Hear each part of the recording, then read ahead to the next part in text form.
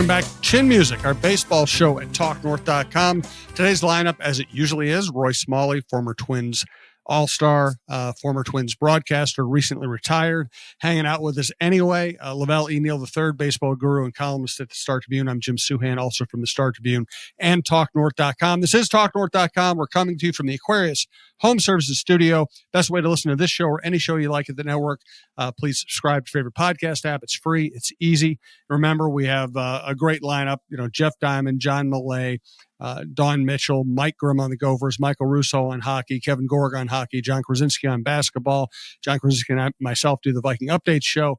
Chin Music, Bar Down Beauties, outdoor content. Check it all out. We do appreciate it.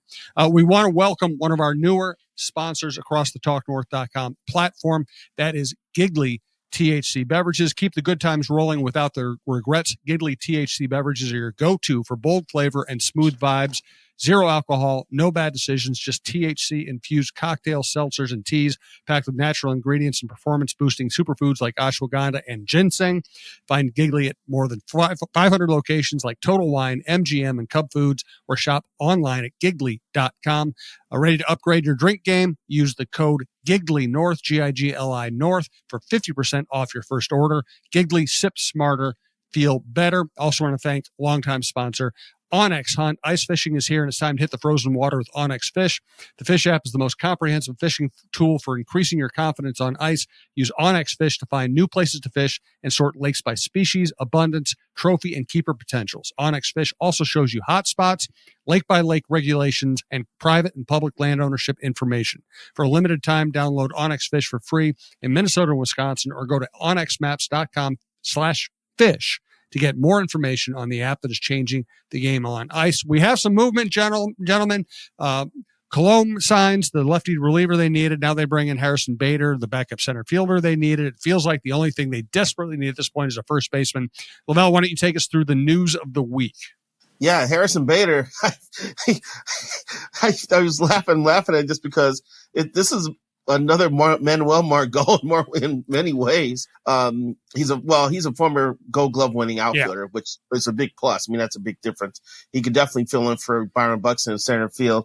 He's not known for his offense. I think he hit 230. He's got some wheels though. He may be able to steal a base, or he may, be a guy who can come in and go first or third if needed, or score from second on a single. Unfortunately, he hit 204 against lefties, which was Manuel Margot's problem last year. And the man went 0 for 21 in pinch hitting roles, and most of those against lefties. So we're going to see history repeat itself again sometimes. If Rocco's trying to win a matchup in the fourth inning when they bring in a lefty, he may send Bader up there. He's going to do his best Manuel Margot impersonation. I feel sorry for the guy already. But this is a solid bench move. He is a definition of a fourth outfielder who can spot start. And you fire out against left-handers. I hope he makes occasional contact. So it's a move that the Twins need to make. Roy, what do you think of Bader? I've always liked him. He is a terrific outfielder. He plays hard. He can run the bases, and as LaVelle said, he's got good speed. So it's not a life-changing, division-changing move for the Twins. But let's face it, they need somebody that can play center field adequately if Byron goes down or if needs rest or whatever. And he's going to be a really good center fielder in target field. So, like I said, it's not earth-shaking, but I think it's a good, solid bench move, to use LaVelle's term. And how about the signing of Danny Colomb? It looks to me like a pretty good signing, especially for $3 million. The guy had a great year last year. They needed a lefty reliever. What do you think, LaVelle? Yeah, this is a return of Danny Colomb. The Twins are familiar with him. They know him well. They know his smell. They tried him out before. They've always been infatuated with him. So there's something that he throws and something that he spins that they like. I think he was with Baltimore last year and had some success. So, and they needed to replace Caleb Thielbar, who they let him go, and he signed with the Cubs a couple months ago. So they needed some lefty relief help, and I guess this is their best option. Especially when they're limited. I'm curious to see how the payroll and the 40-man roster shake out after this? Because now, if you add Bader's salary, they're looking at about $142 million payroll. And we were led to believe that they needed to shave a few million off of what they had. And so I don't know if Favi was given a little more wiggle room or not. Going forward here, though, they need to add both Cologne and Bader to the 40-man. So someone's got to move to make room for them. So I'm wondering if there's another corresponding trade or some other transaction coming down the pike to get the 40-man figured out before camp opens. So the question is, there have been rumors around Paddock and Vasquez. I'm just wanting to get rid of them to save some salary, maybe get a prospect back. Do you still think either or both of those are in play? I think it very well could be in play. Vasquez is scheduled to make $10 million. Then the Twins just signed Bader and Cologne for a combined $9.25 million next year. That would be a wash if they could move Vasquez, but I would imagine they can't move him unless they eat some of that salary, and it matches up well with Paddock's salary. So there could be a transaction down the pike involving one of those two guys. So I say stay tuned because I don't think the Twins are going to go into the season with a $142 million payroll. And who's the backup catcher if they trade Vasquez? I would imagine that Jair Camargo would have first dibs at that. And I want to see the guy on the field because I watched him play at St. Paul. He hits the ball a ton. When the ball is hit, it stays hit. And I just want to see him run into a couple here and get some spot starts here. This would call for Ryan Jeffers to play more than just a time sharing role. He would have to be ready to take the lion's share of the starts. I don't know if that means 55, 60, or 65% of the starts, but it means he's going to have to step up here if Camargo ends up being the backup. Roy, how are you feeling about the roster at this point?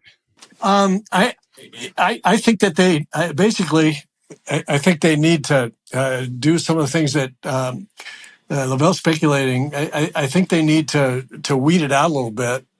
And not pay people that they don't want to pay, one way or the other. I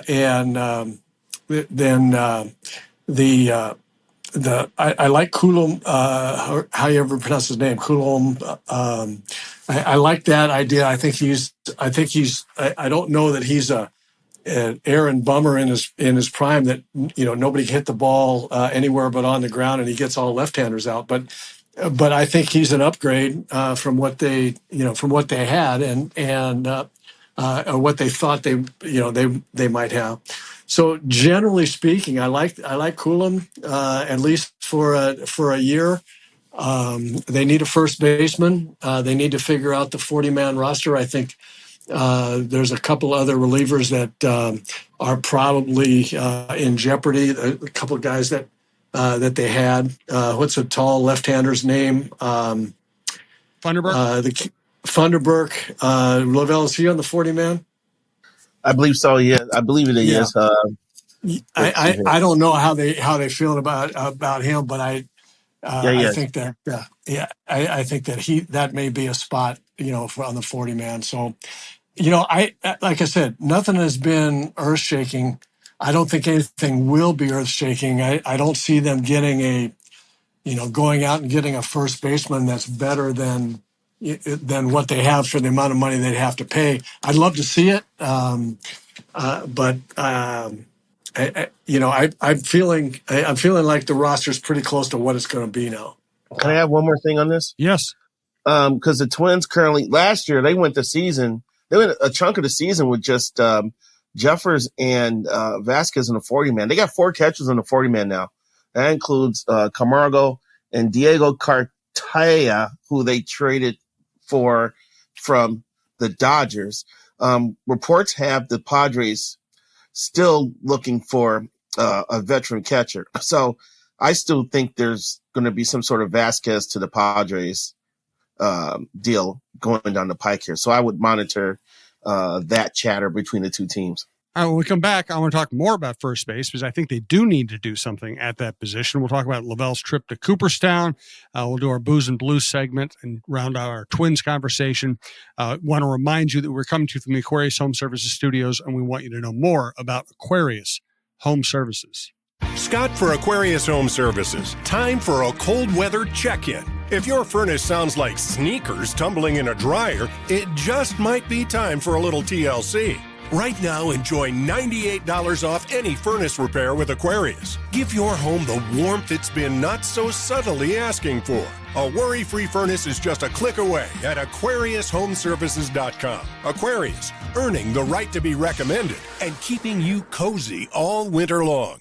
Now here's our colleague, Michael Russo, our hockey expert on clamshell beach resorts. Hey, have you been dreaming of a lake cabin lifestyle with boating, fishing, and family fun in northern Minnesota? Well, lately I've thought a lot about how cool it would be to have a getaway like so many Minnesotans. And if you're like me, you probably think that owning your own lakeside getaway is beyond your budget. Well, if you think lake cabin real estate prices keep going up, well, think again. This is Russo, and I'm here to tell you there is an affordable way to enjoy a cabin lifestyle and all that goes with it. And yes, I said affordable. I founded a Clamshell Beach Resort, which is located on the Whitefish chain of 14 lakes for you and your family to enjoy. Here's how. Clamshell has lake homes that offer deeded fractional ownership, and the keywords there are deeded and fractional. You own it.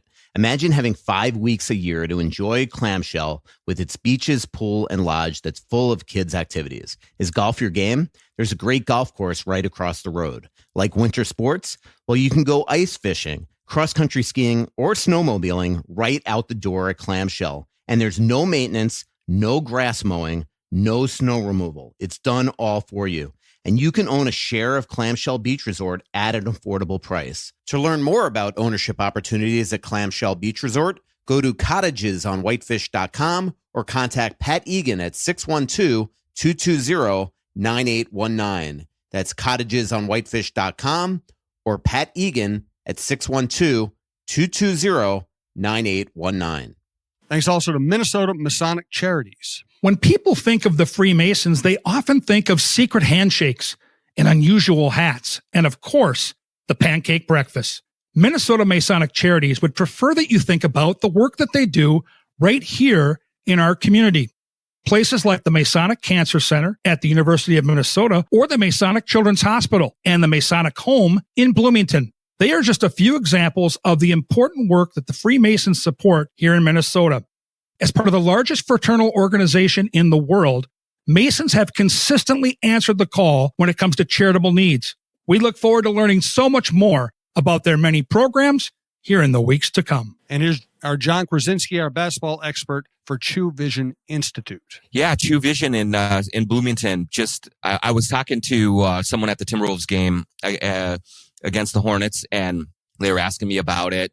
And they had also had LASIK surgery as well. And it was, the term that we both have used, and I've used it on the show, is life changing. It really is. And you're going to roll your eyes at it. Maybe if you're wearing contacts and eyeglasses, you're going to say, yeah, right. I did the same thing. I was skeptical of it. I was like, it can't be that good. But I went to True Vision. I visited with the nicest, most friendly staff there that put me through the paces, got me to the right answer and the right option for my vision correction, and then got me to Dr. Chu, who did an unbelievable job with the surgery itself. It does make your life so much easier, not having to go in every year, every 2 years for new glasses and new contacts, spending hundreds of dollars, getting the eye exam, trying to find what's the fashionable frames nowadays. All of those things. It's a headache. And I do not have that anymore because I got LASIK at True Vision. It took me not even half of a day to recover from the surgery. And by the time I woke up the next morning, I was seeing clearly and crisply, and everything was great. So go into True Vision or go to truevision.com to set up your consultation and tell them the John Krasinski Show sent you. All right. So don't they have to do something at first base? I mean, you're already going to be cycling people through the DH slot. I think they need just a competent, somewhat middle of the order hitter at first base. Is that guy out there? So let's start with LaVelle on this one. I don't know if it's Peter Alonso just signed last night, re-signed with the Mets. That takes the biggest bat and the most unrealistic option for the Twins off the board. So I don't know if there's going to be an impact first baseman out there. I think it's more important for them just knowing their situation. I'm not saying if I was running the Twins, I'd be trying to find a quality first baseman, but based on the information we've been given about how they need to proceed with the offseason, they got to shave a few more $1 million off the payroll. So I would say Vasquez is probably higher on their priority list than adding the first baseman, because you can try to get by with Miranda and Julian. But saying that, there's going to be a drop off in defense from what Carlos Santana gave them. And I think when you have someone like Royce Lewis, who's got a wonderful arm, but sometimes it's a little off, you're going to need a first baseman who can dig some balls out of the dirt. So they may end up having to just sign a defense first baseman and bring him in. And I'm not advocating for the return of Joey Gallo. Yeah. Well, I that's was my point. My implied point a second ago. I just don't know that there's anybody available that would be easy to get. Although when there's a couple of things they are, as you all know, really enamored of having a DH and a position that guys cycle around on, right? So now the position du jour is first base, and it's Miranda and Julian, cycling around there between DH and first base, and then both of them play if Royce Lewis gets nicked or needs a day off, or and I think that I think there needs to be a trade amongst the guys that are kind of shuffled around. I'm hoping Brooks Lee can be the second baseman, but after that, I think you get kind of a log jam. As much as they would like to, DH those two guys, the lack of defense. I mean, Eddie Julian for me is never going to be a second baseman for the Twins. He's not Twins kind of guy, and he may turn out to be a really nice hitter, but I don't think. I think he's got a better chance of being a really nice hitter than a really nice defensive second baseman. I just don't see that happening. And I would not, if I'm running the Twins, to use LaVelle's hypothetical. I'm willing to risk Julian becoming a really nice hitter, and not have to look at that defensive second base. I think that's too important to him. So short of, so what I'm saying is, I think between Miranda, Julian, maybe one of the left-handed hitting outfielders, I think there's a potential trade, and hopefully they could get something like that done. Short of that, I think we've got the first base, the position du jour / DH rotation going into the year. Let me ask you guys this. If what I'm reading is true here, Anthony Rizzo and Justin Turner are still on the free agent market. Rizzo is a good first baseman. Turner's not bad. Is that the type of guy the Twins should be looking at? Are those the type of players the Twins should be looking at? What do you think, Roy? Well, I think that I really think it's about how much money you have to pay him. I have been enamored of Rizzo for his whole career. I just and probably what got me started with him, I was aware of what a good player he was, but when he challenged the whole Cincinnati dugout, when he called out the dugout in Wrigley, because their relief pitcher threw at somebody, and he was chirping at him from first base, and then finally had enough and called out the whole dugout, and nobody came out. And I go, okay, I love this guy. I want him on my team. And so I would love to have Anthony Rizzo in a Twins uniform. I just don't know if it makes sense at his age to bring him in at a certain salary level. But again, now you start getting a little left-handed. I'm concerned about the outfield, corner outfielders, both left-hand hitters, the young kids. And I'm concerned about how left-handed that makes them. I know they've got right-hand hitters. Buck's got to have a big year. Correa's got to have a big year. Royce Lewis got to have a big year as right-hand hitters. But they are left-handed in the outfield and in backup outfield if depending on who goes out there.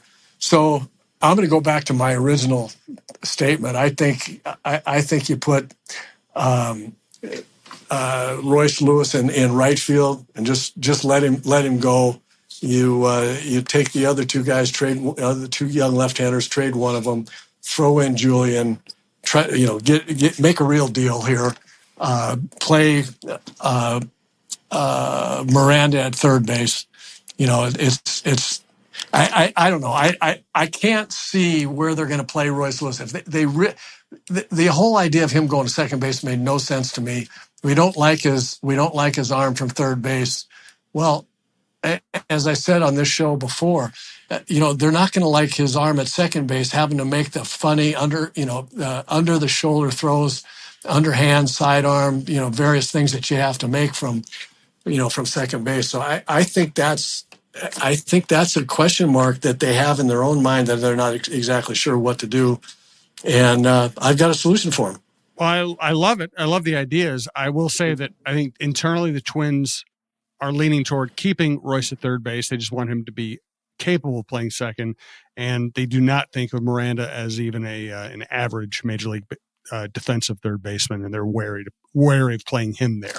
Yeah, I understand that, and I'm glad to hear that. I mean, I think you got to take a kid like Royce Lewis with that kind of upside and just say, "Here, kid, work on your defense every day. We'll work on it. Whatever you do, you do. We're not going to be looking over your shoulder. You make some high throws. So what? You just keep working and keep swinging that bat, and he's going to be really good over there. So just everybody relax about this second base, and I'm not talking about all of us. I'm saying for the Twins." Relax about second base. Relax about him not being the third baseman you want him to be. Let's relax about that. What do you think, LaVelle? I agree. I think I don't know why the Twins decided to approach Royce in the middle of the season about playing a position they never had before, because we went through this with him in center field and we saw what happened when he tried to play some center field because he didn't understand the concept of a warning track. So I'd like to see Royce just stay healthy at third for a year. When he was drafted, and talking to scouts, they were like, well, he's just an athlete playing shortstop. And he was slowly transitioning into being a shortstop playing athlete. And now he's at third. I just think there's still some growth there for him at the position. He's too gifted to be wasted at second, in my opinion. I think Brooks Lee would be a great fit at second base. Hopefully he can win the job in spring training. He seemed to be in really good spirits during Twins Fest. He's healthy.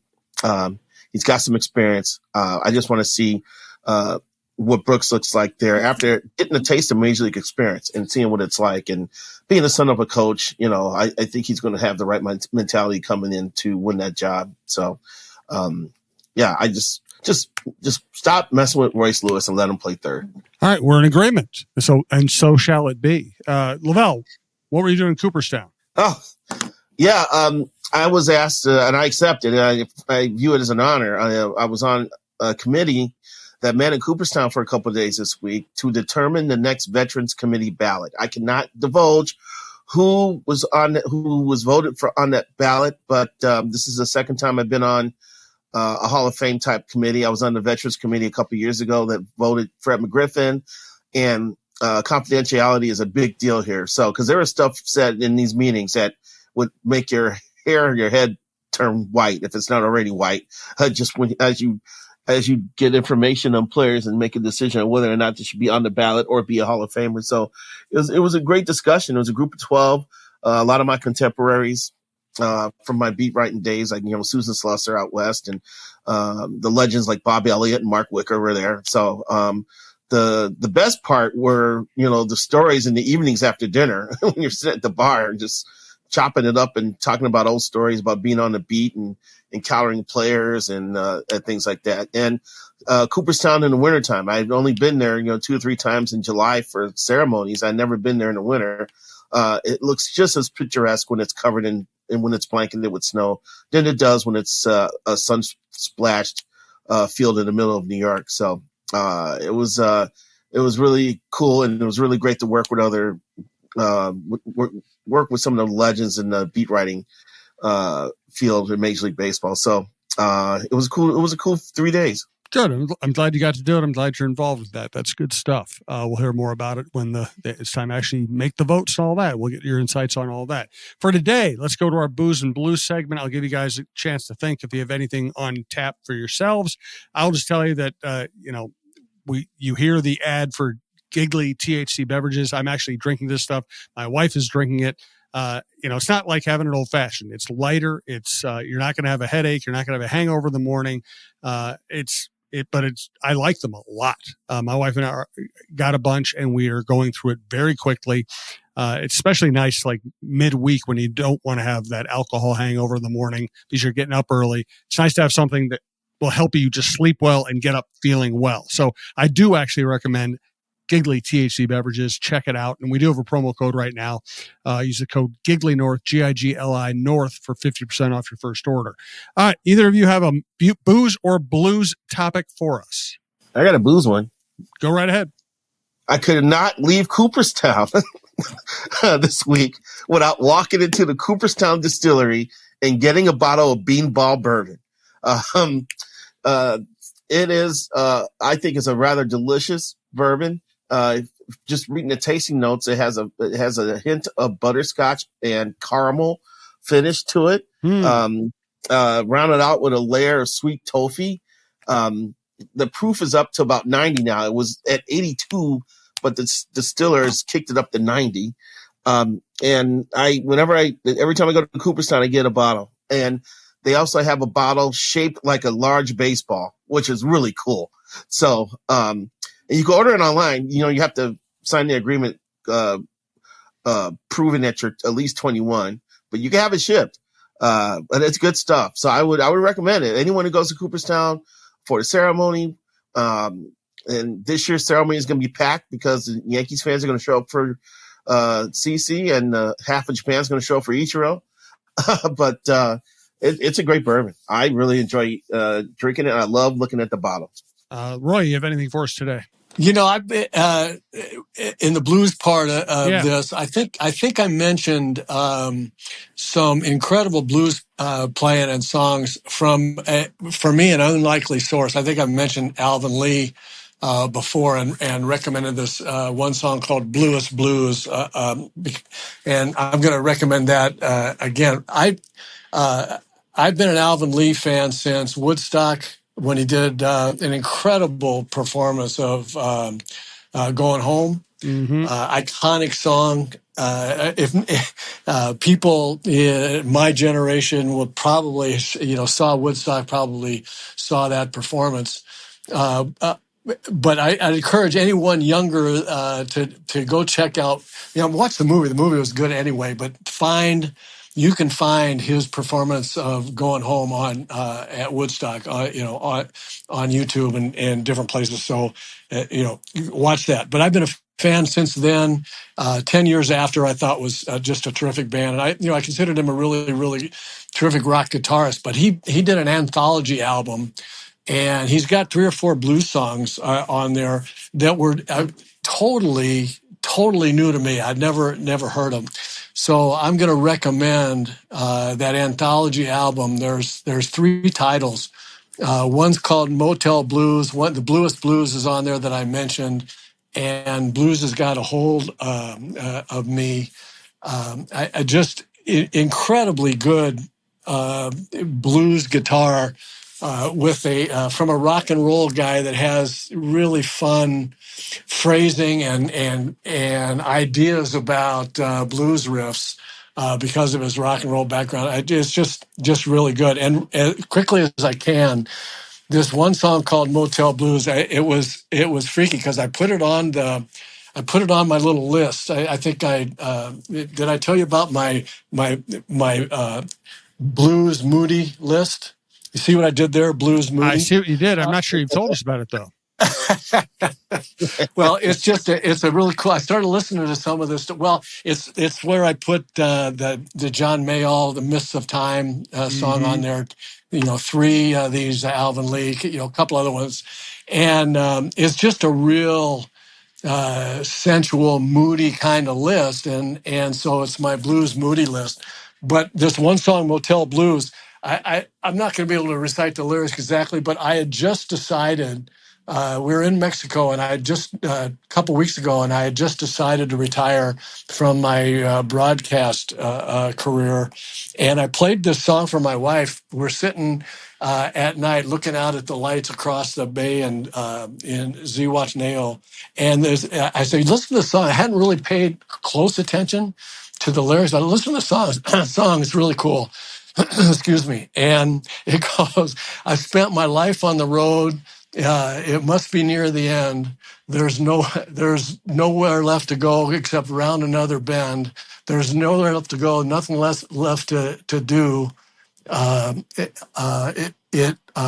must be near the end. We both look at each other and go, wait, what? So it was, and the whole song is about, and I don't want to die in some downtown motel. And I'm going, golly, this is, I'm glad I did this. Damn. It was really, really weird. Well, Jason Isbell, one of his kind of his set end rockers, is a song called "I Don't Want to Die in a Super 8 Motel." Golly. Same spirit. His is a little more upbeat, though. But I got to tell you, besides the lyrics that were a little too close to home at the moment that we were listening to this, it's just cool, sensual blues playing. It's just really good. And all three of those songs I just mentioned, and Blues Got a Hold on Me, Motel Blues, Bluest Blues. I mean, if you don't like those three songs, then shoot me a note at Twitter and tell me I'm crazy. But I got to tell you, it's my go-to three songs right now. That and that May All Mists of Time. I love it. I love good blues, and Alvin Lee is amazing guitarist. Hey, good stuff, guys. Enjoyed it. Hopefully the Twins will keep making news. I want to talk more about first base next week. We'll get into the approach of spring training. For today, thanks to LaVelle. Thanks to Roy. Thank you for listening. We'll talk to you next week.